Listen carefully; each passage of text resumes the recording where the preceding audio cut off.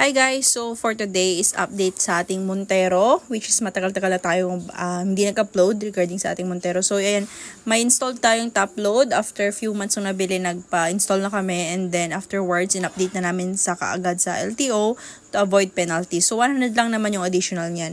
And then one of our main topic for today is kung kayo din po ba is yung magkaiba yung registration na nilagay nung pagkabili nyo at saka yung plate number. So, yung atin is 10 yung last nyo, which is dapat October, first week of October. Pero, dun po sa ating OR, nakalagay po dun, should be, next registration should be July 2025. So, kung susundan namin yung July, magkakaiba siya dun sa aming plate number. So, ito yung documents natin. So, ito na yung ating documents. So, pumunta na kami kanina sa LTO. So, ayan yung top load. Yan na yung updated na nakuha namin. Naglagay kami ng top load noong November 2023. Updated na siya.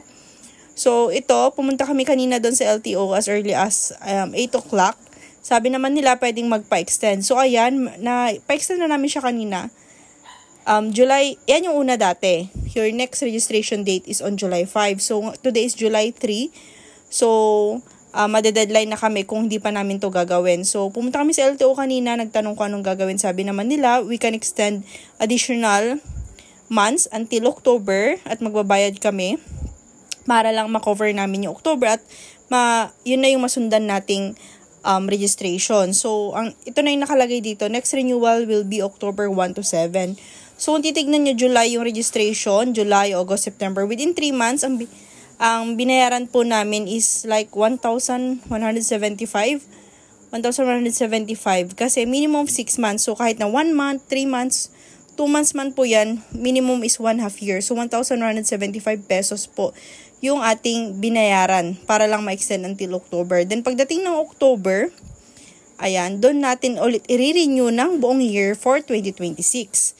Kasi nakakalito pag nire-renew natin siya ng July and then nakalagay sa plate number is October, which is nakita namin sa mga previous video na dapat ang susundan natin is yung plate number para iwas din ng confusion. So ito na nga, yung nakalagay doon is 10 doon sa plate number natin. So ito na October and first week of October. So babalik kami doon October 1 to 7 to register again yung ating plate number and full na yung babayaran namin for next registration. So, yun lang. For extension, nagbayad kami 1,175. So, nabili namin to ng Montero nung year 2022, June 2022.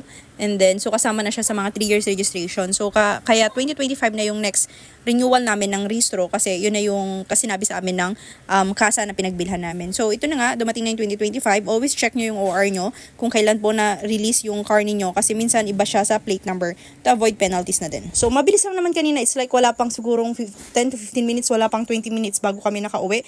Nagbayad lang, tinatakan lang. Siguro dahil kunti yung tao, tsaka medyo hindi pa ganun kapik yung mga nagre-renew.